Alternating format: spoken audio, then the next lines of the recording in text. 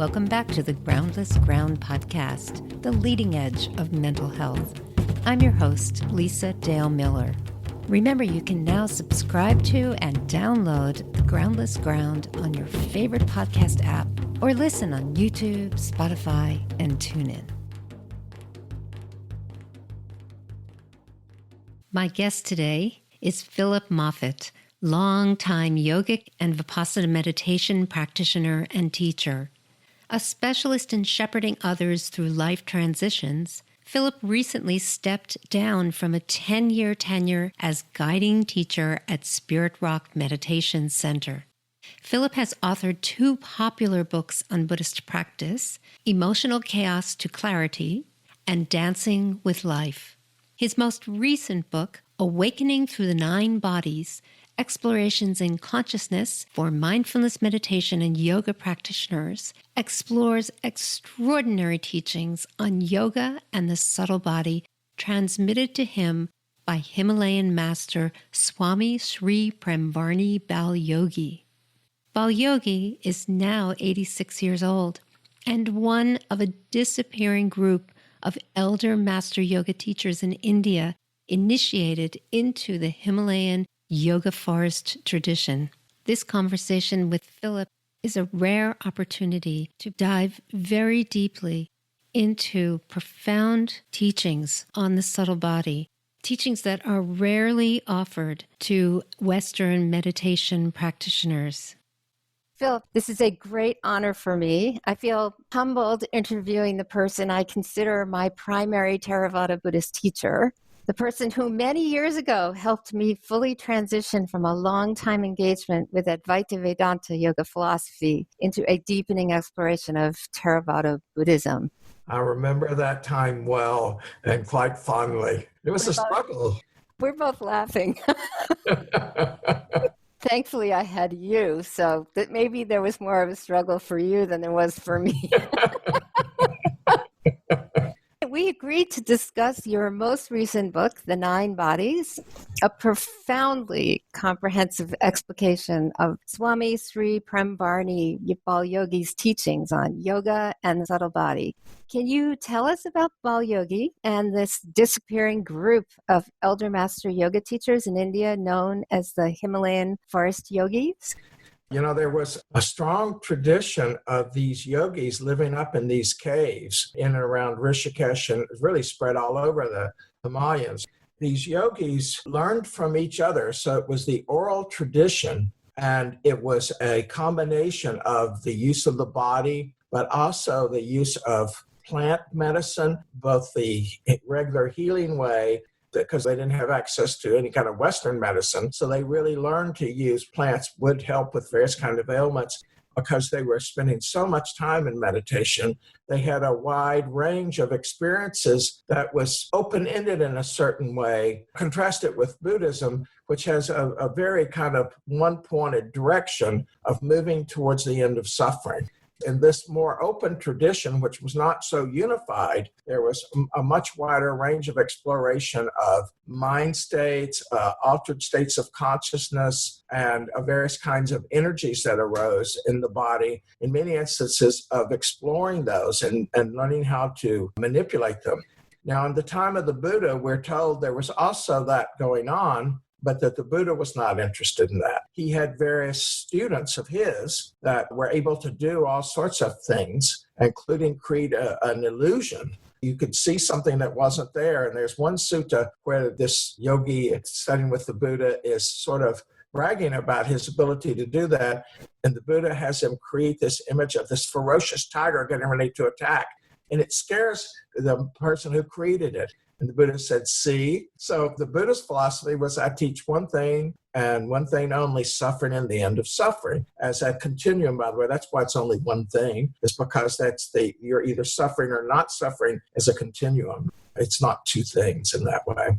And with these forest tradition, before the last, 70 years or so, sometime as it became more and more popular, before the Beatles, but certainly brought to another whole level by the Beatles, for Westerners to come to India in larger and larger droves to study with all of these yogis, it became more and more a kind of formula and The older ones died out, and so it became more and more rare to actually have people who knew themselves, not that they had heard others say, but they had had their own experience. And Bal Yogi is one of those who has had direct experience. He is a person of knowledge as opposed to a person of information. A person of knowledge knows it directly. I have a feeling you could probably feel that when you were around him. Oh, yes. No, there's no question about it. And we're not talking about his personality, mind you.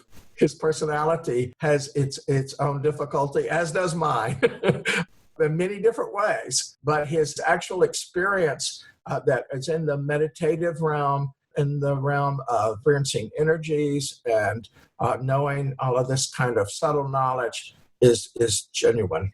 What would you like listeners to know about your relationship with Bal Yogi and why these teachings were passed down to you? It's a bit of a mystery why he chose me. I had studied in the Shivananda tradition starting when I was 23 until at some point in my late 20s, I started doing much more Iyengar kind of yoga and left a lot of the Shivananda, which I still have deep, deep respect for the Shivananda tradition. And I think it's unfortunate that more of that has not settled in the U.S. In terms of subtle body, in terms of doing hatha yoga for the purpose of meditation, its approach, assuming it has not changed, is really a good one. But I had studied with a teacher called Vishnu Devananda that Swami Shivananda had sent over to the U.S. And Vishnu Devananda, as it turns out, unbeknownst completely to me, was best friends with Bal Yogi Prabhupada. There we have this connection that was just there by coincidence or mysteriously there, however you would take it. And I told him that when I first came to see him. He asked me, well, what sort of yoga have you studied? But he did not at that time mention that he and Vishnu Devananda were friends. He just listened. I went there because I was actually going to Bodh Gaya to sit under the Bodhi tree, which I did for a number of days. Bodh Gaya is where the Buddha got enlightened, under the Bodhi tree.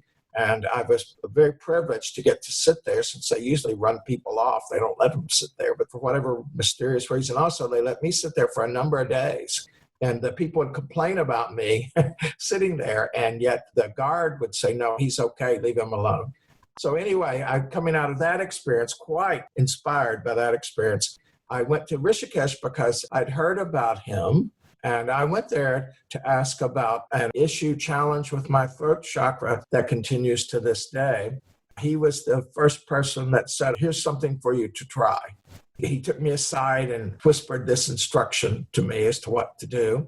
And then I thought, okay, now it's all over. We got to go get on the train and get back to New Delhi because we're going somewhere else. And he said, well, first just go look around the ashram. And he had his attendant take us around the ashram. You know, it was an okay thing to do. I wasn't really thrilled about doing that, but it was okay. And I'd seen a lot of ashrams. His ashram sits on a hill about a half a mile or so from the Ganga River, where it comes out of its source. But it's still pure there when it's flowing down at this point. As I was coming back down top of the hill, right where you walk down the hill to leave his gate, he was standing there and he said, where are you going? How long are you here for? I said, 3 days or whatever it was. And he said, okay, well, you can't leave. You have to stay here. And I said, I can't do that. I'm traveling with my friend. I said, we've got plane reservations. He said, no, you got to stay here. And I again made one of these protests, oh, I'll come back, or it's nice to have seen you and I appreciate it. And he says, no, I have things to teach you. You have to stay here so I can teach them to you. That stopped me. He must have recognized something. I make no claims. I did not prove to be a very good student in many ways. And I never presented myself as a good student. I'm not dallying. I'm not playing around. I don't embrace the guru model. So that's the first problem. He is part of that guru system where everybody's touching his feet that come to see him. I don't have a Vedic scholarly background at all. In doing the Nine Bodies teachings, there's all of these Vedic references that I simply did not try to include because I didn't feel qualified, and I felt as though I was only going to cause confusion. And I say that in the book. I try not to make any pretense here. And his teaching style and my learning style don't align very well. I like orderly. Understanding this allows you to understand the next thing, which allows you to understand the next thing, and it ties in with your sitting practice and so forth. That's not his teaching style at all. It's all over the place. It lacks form, structure. He will be talking about one thing and then switch to something else without saying why or what was the connection to the other thing, and you don't know if it's connected or not connected. And then he'll talk about a third thing, and you realize, oh, now that I know this third thing, this may have been the point he was trying to make about that second thing. But I wasn't listening to get that point because I didn't know what I was supposed to be listening for. I had to really learn to surrender and learn whatever I could learn. I could not direct my own learning. And whatever I got was what I got. And I'd have to do this time after time. I would get confused. He would want me to tell something back to him. At the end of one day, he'd say, okay, you study this tonight, and I want you to tell me about it tomorrow morning. And it went mixed. That's why it took 14 years to do this book. Going back to that moment at the top of the hill, which is one of the big moments of my life. People have asked me, well, why did you stay if you weren't that interested? The only explanation, my intuition, is what finally decided. My only reflective using my frontal lobe was you never know when someone actually has something to teach you. This person doesn't seem to want anything from you. So I didn't feel being manipulated. He had asserted 3 times. In the Buddhist tradition, that's how you get the Buddha to answer something. You ask 3 times. In part, I was surrendering because there was not anything I wanted. So here he was offering me something that was completely unspecified, and I didn't know him. It was a conundrum. But in the end, sometimes in these situations, we have to say, yes, I will be available. And nor was I going to get mad at him if it was all a waste of time. I had taken responsibility for myself. People expect the teacher to deliver the goods. And sometimes the teacher doesn't actually have the goods, or sometimes it's not the goods you need. Oftentimes, it's what you do with the experience that's the learning part. And in this instance, I had to work like crazy to get whatever level of understanding of these teachings that I ended up receiving. When we're fortunate enough to find a teacher that appears as though they have knowledge or inspiration for us, we may surrender to whatever the style of learning, but we don't surrender our authority for being responsible for our own discernment of what's useful and not, and also what's safe and not. Absolutely. I think that's a perfect description of how I felt about you. I'm happy to hear that. Your mind was already so sharp and so strong. He would have kicked me out if I'd been anywhere near as assertive of you. He wouldn't have put up with that at all. Well, this is so informative. You present the 9 Bodies teachings and practices as, this is a quote from the book, clearing areas of blockages, non-clarity, or stagnation that may be impeding inner movement towards sampajanya or clear seeing, and the eventual realization of the nature of mind. Your explication of the 9 Bodies concepts and techniques, to me, feels so in line with the Patanjali tradition, bringing together topologies of mind and philosophical frameworks and practices from Theravada, Vajrayana Buddhism, Samkhya, yoga philosophies. I was going to ask you whether Bal Yogi presented it this way, or if this is just a result of your lifetime of study and practice of Raja Yoga and Buddhism. That was one fortunate thing, is I had studied Patanjali a fair amount. I was no expert or anything like that, but I had an understanding from both the yoga perspective and from Buddhism. He has all of Patanjali memorized. He will make a point and he'll say 2:13, and he will say it in Hindi and then say it in English. For me, at least, he anchored it in Patanjali. Now, maybe for a Vedic scholar, he would anchor it much more in the Vedas. Can you say a little more about how Bal Yogi's teachings correlate to Vajrayana Tantric Buddhism, Samkhya? Again, I don't feel qualified to really say that so much, but it's got a lot of the Shaivism in it. It is a collection of all that he was taught and exposed to. His understanding itself is its own system in a way. This is such a rare experience, having a conversation that's going to go to an area. My Tibetan teachers will go here because the subtle body certainly is featured in many of the practices in Vajrayana Buddhism. But In Theravada Buddhism, there's not so much discussion about it. The nine bodies teachings are so much about what I think of as the subtle body nervous system, which most of us don't get that much instruction in. You've described the subtle body nervous system as various energetic dimensions of consciousness that are felt but not thought. Your listeners are probably going to know that the tradition of the three bodies, the traditional Indian teaching that shows up in all sorts of different schools or lines of thought. We have a gross level of physical body that relates to this teaching, of also sheaths, a coarse level of existence, and then a subtle level, and then a causal level. These were the three that I learned in my own Raja Yoga practice starting in my 20s and heard about them over and over again. They're coming out of this long, multi-day, continuous meditative state. We in the West often think that somebody sitting 3 days without moving is impossible, but it's just not true. There's been way too many recountings of people being able to do this. So we human beings can do it. Maybe you and I can't, but somebody listening to this maybe can, or maybe we can, and maybe anybody can if they really apply themselves. Our capacities are greater than the restless mind. He came out of this time with this vision that there, in fact, were 9 bodies or 9 levels of consciousness. Every level of consciousness has its own organs of perception.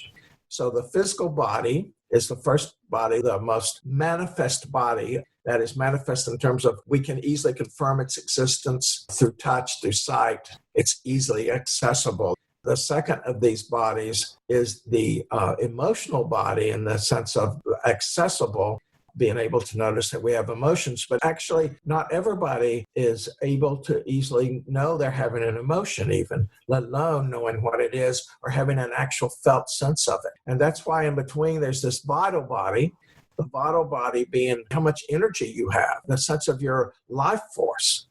Everybody can know are they tired or not tired. We can feel our energy being expended. These are the 3 levels of everyday reality that even though we are not organized in this way in the West, we use language that describes our experience of all 3 of these. The one that is most difficult for most people is the emotional body. Of course, they're all interrelated.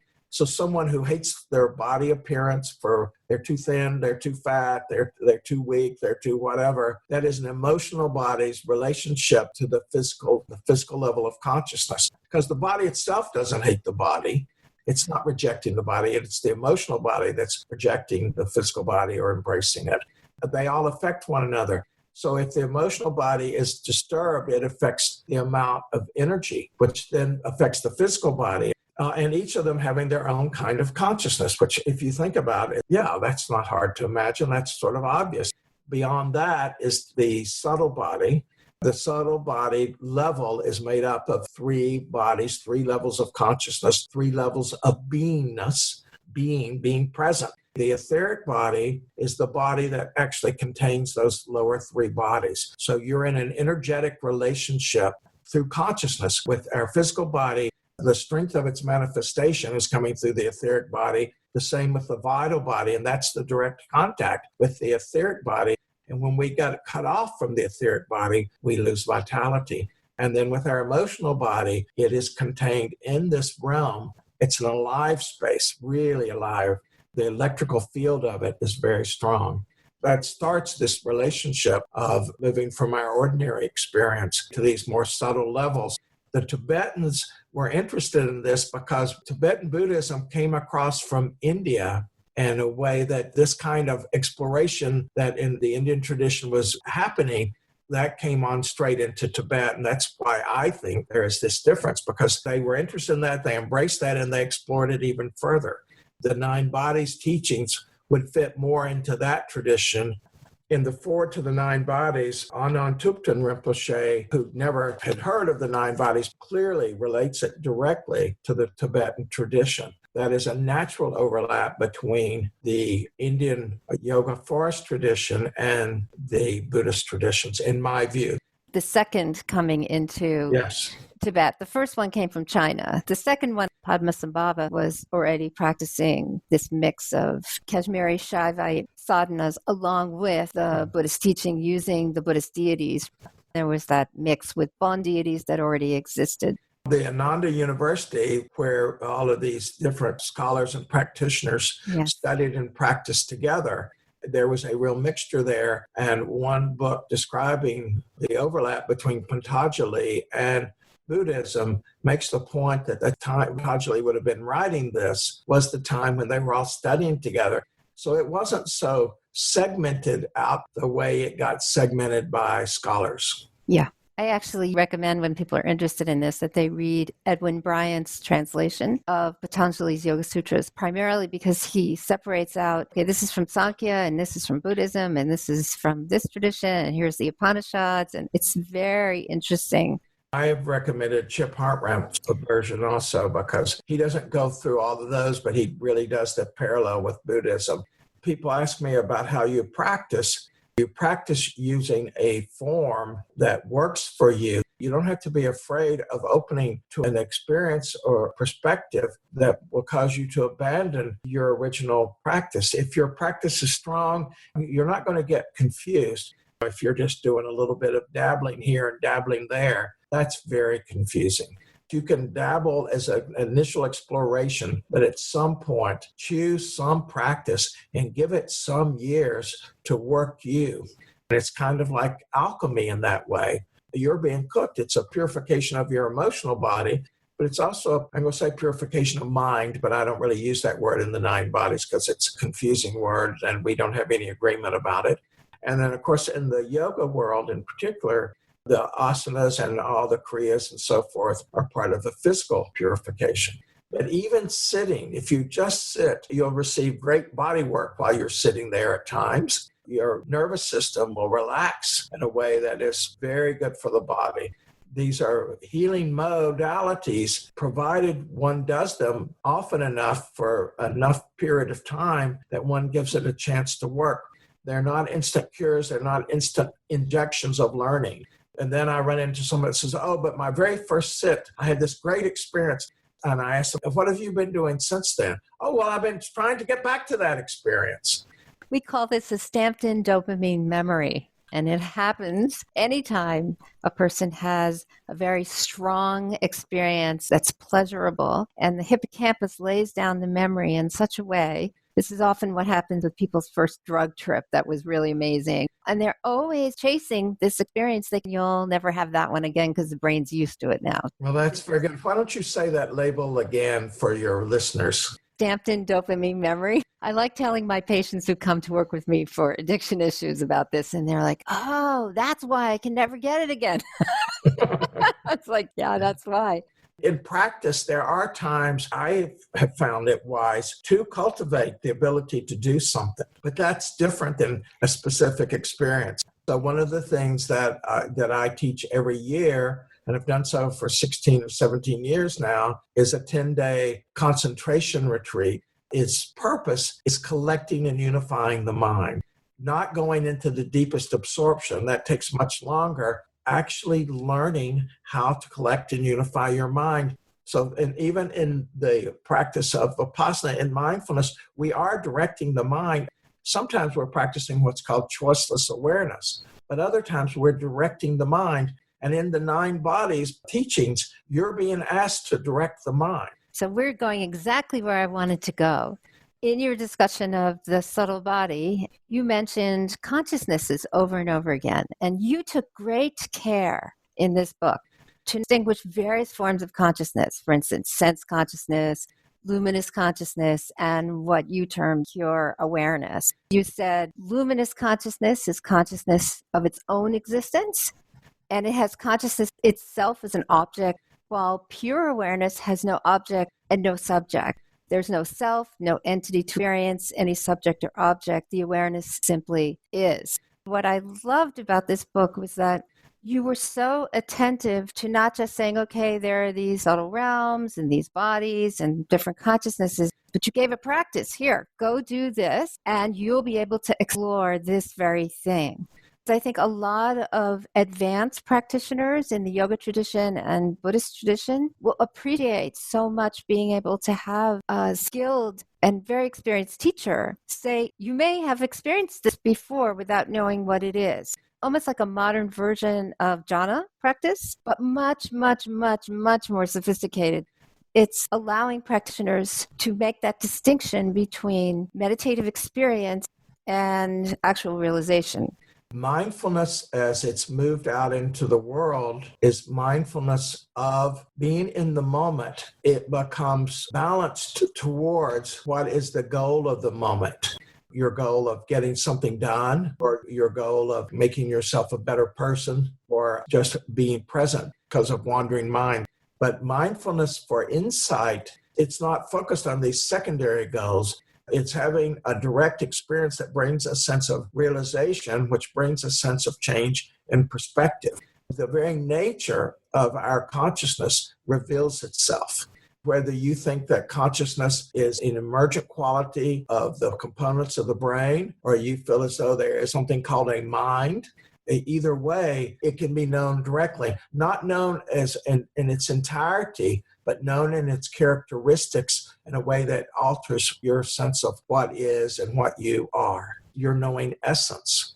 So when it starts out being aware of an object, there is a you being aware of an object, and you're being mindful of that experience. Ordinarily, the consciousness is happening, but not necessarily anyone being aware of the consciousness. You may be aware that your back's hurting, but you're not aware of how you're relating to the back is hurting. So you don't have meta awareness. That's right. And so the first level of growth in mindfulness is you're aware of your relationship to your moment-to-moment experience. If mindfulness isn't being taught at that level, it's lacking the freedom, because it's how we relate to experience that we start to have any freedom. Anytime I feel discomfort, I've got a pattern of anxiety that controls so much of what I do. That's an insight. Sometimes the insight isn't enough because agitation in the nervous system or even the subtle body that are very, very old and have this kind of habit quality. I feel like the 9 bodies work tends to help practitioners have even deeper level of insight and some way to work with some of that material that they might be experiencing. In Theravada Buddhism, what we teach is that if you see the suffering in your relationship to your moment-to-moment experience that's repeating as a pattern, if you see it long enough and often enough, you just can't stand it anymore, and it just drops away. It is a kind of purification by recognizing the suffering over and over again. We're taught that tanha, thirst, is causing our minds to be deluded, whether with greed or with aversion or just pure delusion. And seeing it over and over again, it breaks those knots up. So that's the basic formula there. The value of the 9 bodies is that you can notice where you are and what level of experience of consciousness you're actually resting in while you're having a strong reaction.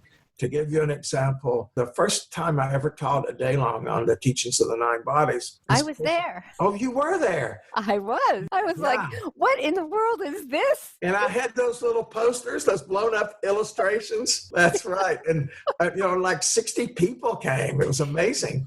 This one man that had actually flown in from out of state to attend this day long, he came up to me right after I had taught about the astral body. And he said to me with wonderment, all these years, this is where I sit when I practice. I had no idea. I can now see why things aren't moving. He said, I'm not really present in certain ways because I'm actually hanging out there in the astral body. He had studied with me, some number of times. And before I had this language, I didn't know that either.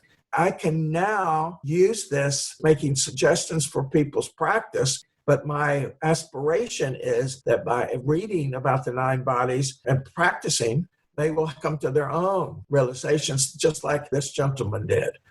To give you another example, the first time I taught a 3-day retreat on the 9 bodies, a number of the people, when I was explaining the emotional body and then having them practice with the emotional body, in the time of reporting back, they said, I can't stay in the emotional body. It's just too much for me. And I said, well, where do you go? And they said, well, to the astral body.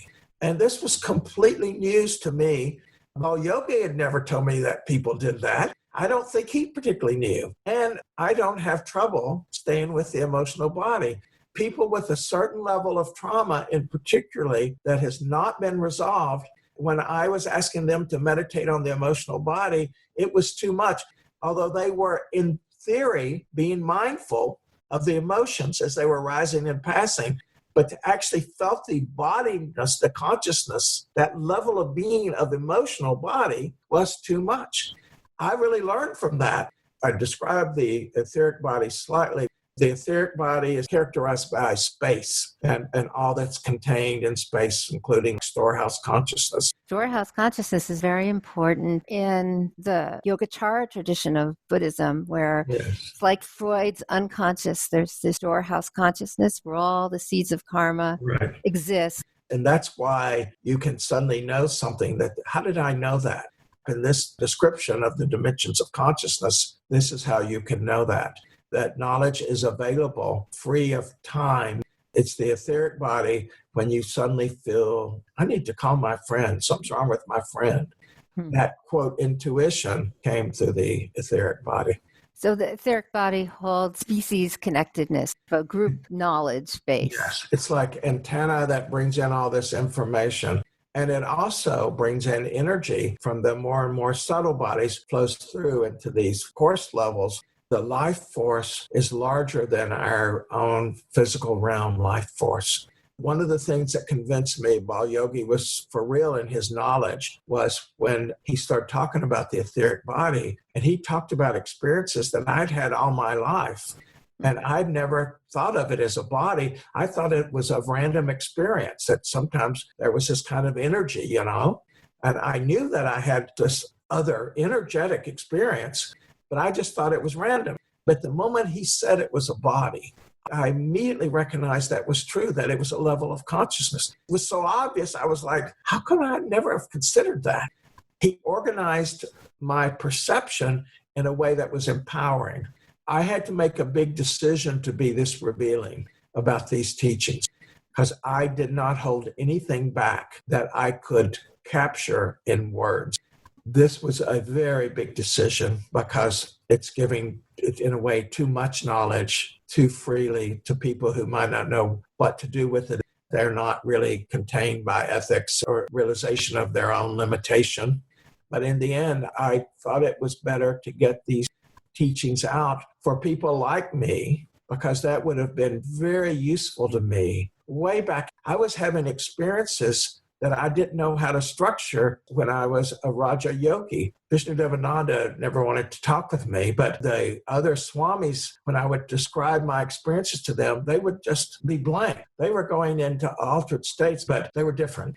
There was decades of my perception not growing because I didn't have a frame of seeing that would have allowed it to grow directly. This is my offering of some light for some people. That last three bodies is so difficult to describe.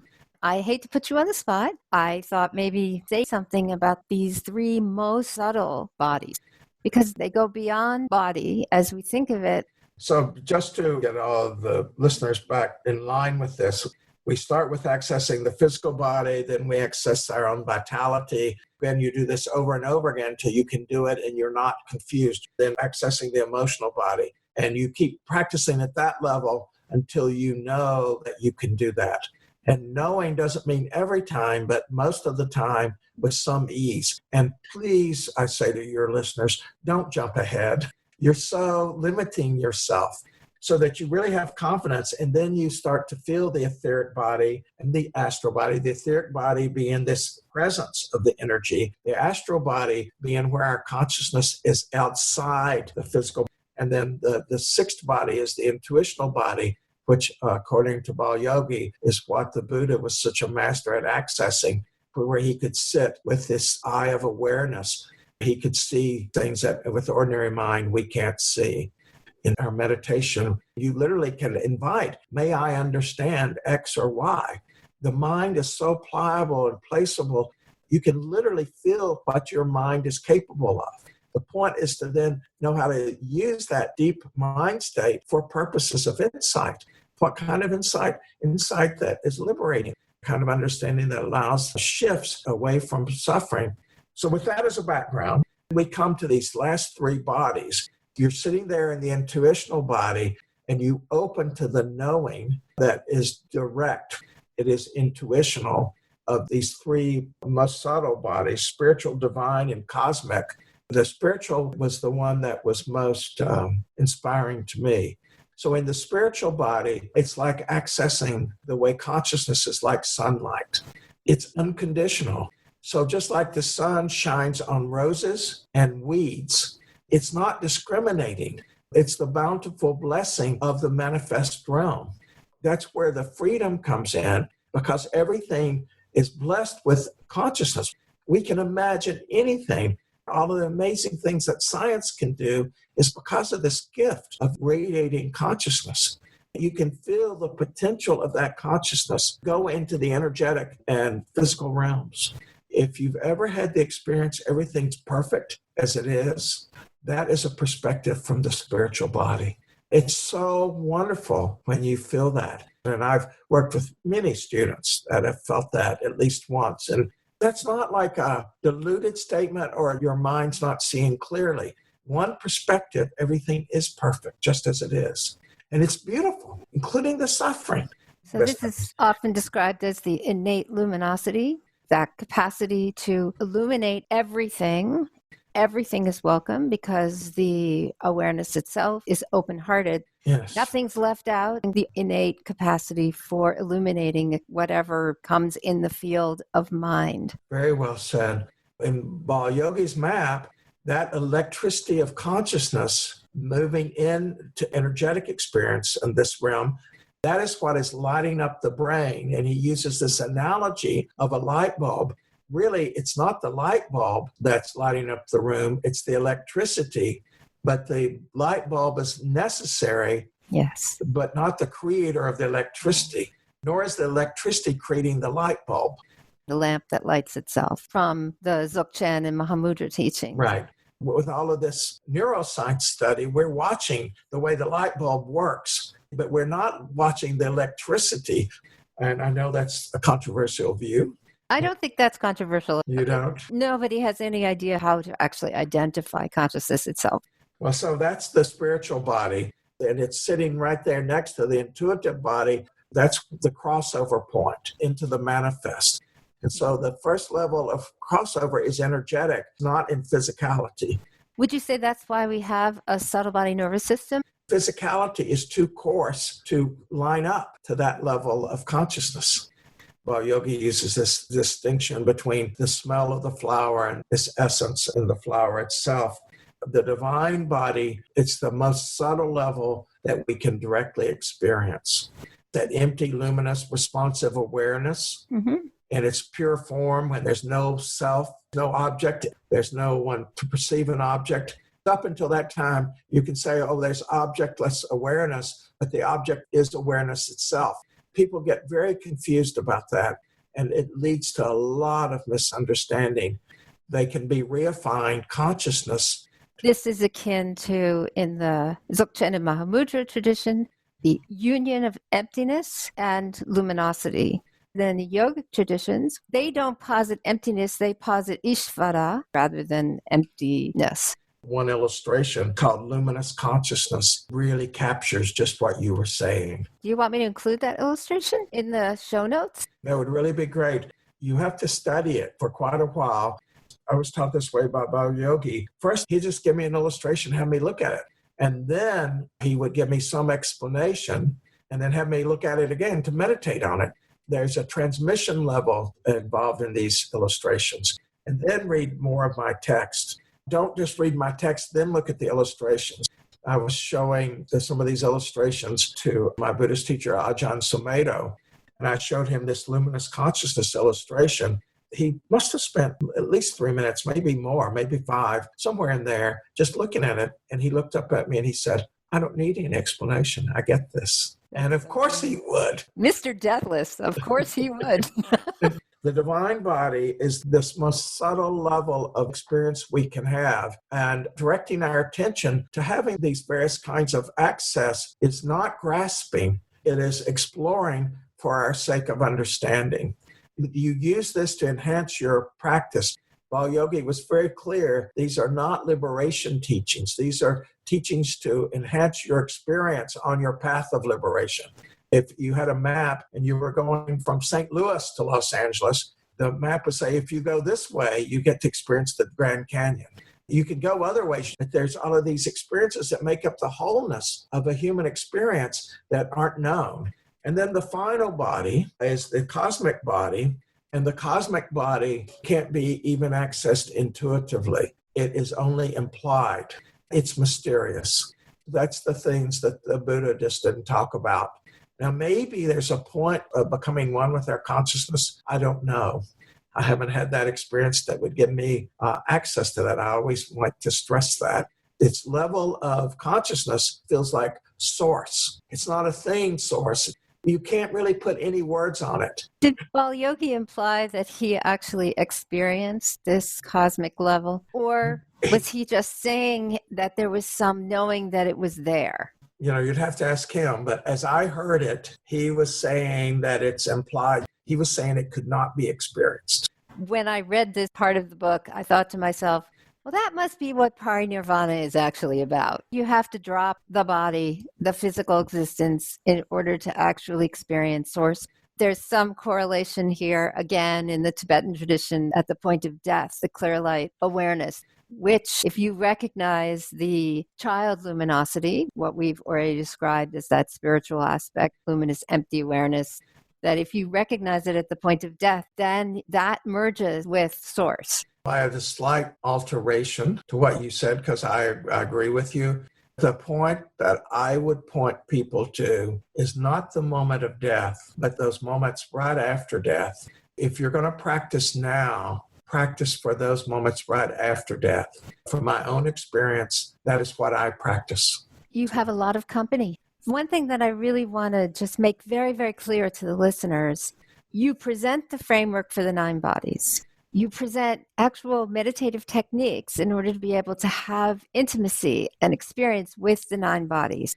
And then there's this beautiful illustrations that Bal Yogi did that we've just referred to. You not only present them as meditative aids or yantras, but then you offer very subtle, I can't even call it an explanation. I don't know. It's almost as though you're just offering your own intimate experience, which I found so generous.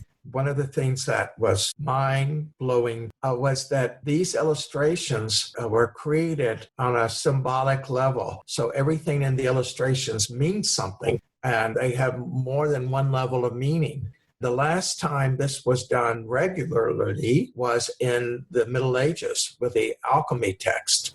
Those people who created those alchemy texts were trying to use non-words to capture something that would change the ordinary mind to a golden understanding. Here I come across this yogi who's done this in some way. I tell people, be patient with this because the mind really gets in a different space. And don't be disappointed when you come back to it that your mind is not in that space. You don't get there and then it's automatically there. That's one of the reasons it took me forever to write this book. And I would have access, then I would lose it. And I'd have to reestablish access. But it took years and years where this was one of my realities. Like I could understand this the way you would understand science or a foreign language or music. With each illustration, I ask you some questions to help you think about it, and I give you a meditation and a reflection to do. My goal is to empower the reader. My aspiration is to have the reader hold their own light. Well, you can really feel that. On the other hand, there is usefulness in being able to have direct access to someone who can answer questions. So I think you're giving 9 Bodies retreats. I do non-residential retreats here in Northern California and in Seattle. And then I do residential retreats at Spirit Rock where you come for 5 or 6 days. We use the mindfulness techniques, all the techniques that you would ordinarily utilize in a Vipassana retreat. The objects you work with are these 9 bodies and some of the illustrations. I had to get this from him directly. His idea of doing the book was that we do 1 paragraph and then the illustration. He saw like a 30, 40-page book. And I kept saying, well, Yogi, the Western mind does not work this way. The rest of us need learning aids. We had our struggles over that. Well, he chose very well. I can't imagine anyone else who could have written this. Well, I can imagine a much more scholarly version of it. I could feel that wasn't his intention. His No, it wasn't. intention was, here's this knowledge, go practice. And I know directly, first-person experience with you. He put it in the hands of someone who has such depth in not just their practice, but knowledge. Without question, I am a practitioner. This book is written by a practitioner for practitioners.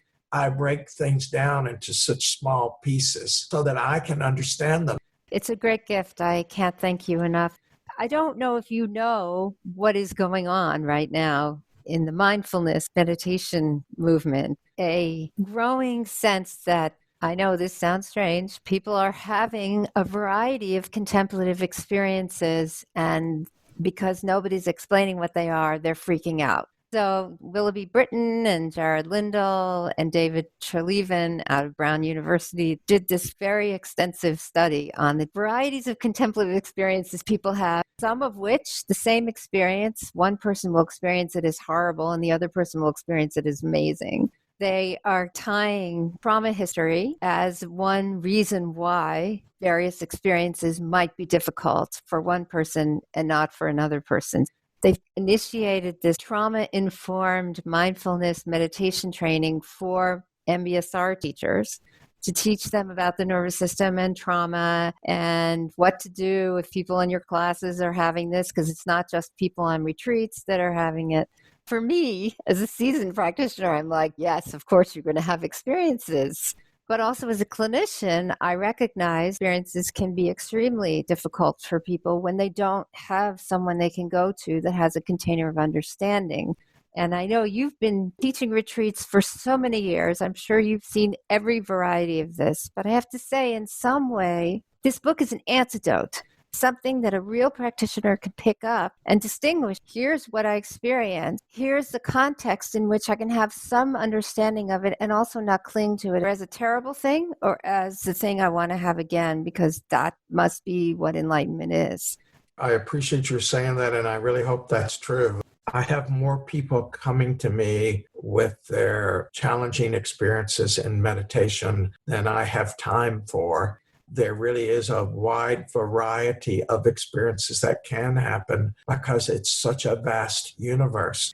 And, I've been teaching retreats for 20 years. There is some correlation between a degree of trauma or other experience. It doesn't have to be just trauma, but having some sort of other childhood experience. I just call it other, that causes some door perception that doesn't get closed all the way because we don't buy into the agreed upon cognitive reality.